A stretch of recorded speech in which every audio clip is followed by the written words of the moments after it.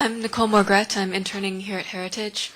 It does really seem like the Democrats in Congress are really agitating for more socialism, even as we see in Europe politicians being elected who are being forced to deal with the consequences of a socialist type situation. Do you think there is actually an increased, market among the citizens for these kind of things like socialized medicine and so forth that are being, or do you think it's just because of the democratic ideology?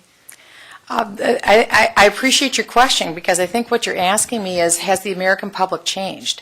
Is the American public increasing the demand side of the equation for more socialism? In other words, does America want to become France? Is that really the latent desire that is now in the hearts of Americans? For a lot of Americans, that's true. And it's a scary thing to see the rise of the entitlement mentality in young people and older people, and it really comes down to selfishness in many ways. But also, I think it comes down to a lack of leadership on our part. And it's shame on those who are opinion makers in this country, whether it is people in media or think tanks or people in government like myself or business leaders, wherever people's sphere of influence is. I think those who are leaders have failed to make that case for how great freedom is and what the gift is that all of us can enjoy because of freedom. Because if you look at the last century, you have a living laboratory to look at. If you look at the economy of Eastern Europe and the economies of Russia and the degradation that occurred in the spirit of men and women in those Eastern Bloc countries and in Russia versus the United States. The last century was what was rightly called the American century, because you really saw play out in living color and 3D the greatness of free markets in the United States. And you saw the rise of the United States as the true leader of the world who could be trusted with power. We could be trusted with military power, economic power. We could be trusted. That's not to say we're a perfect country. We aren't. We've made a lot of mistakes. But in essence, overall, we've been trustworthy. Versus look at the Soviet Union. Look at the decimation that happened in that economy. But here's the great thing. If you look at the example of Eastern European countries, what economic system has the fatigue of socialism wrought for them? They are running to embrace flat tax system. Some of these economies now have tax rates of 11%. 11%, 10%. One's even proposing 9% flat tax. So kind of what goes around comes around. The thing is, if you have socialism, it can devastate not only economy, it can devastate human spirit and families.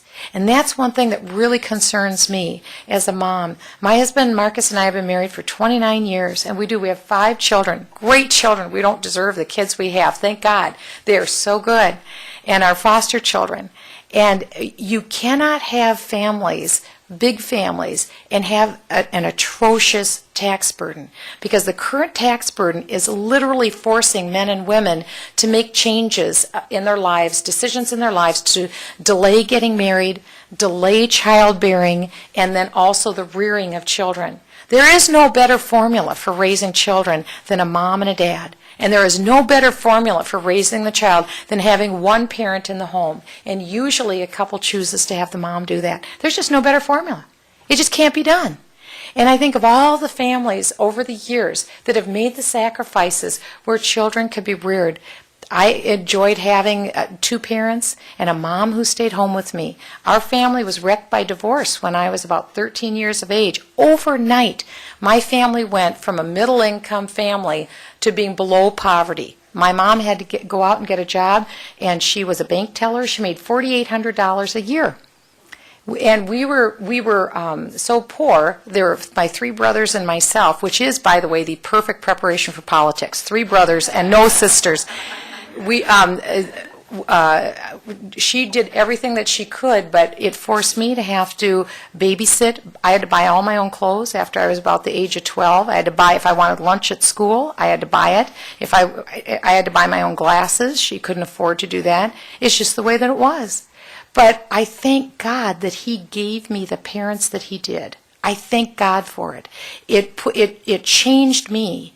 and taught me lessons I never would have known any other way.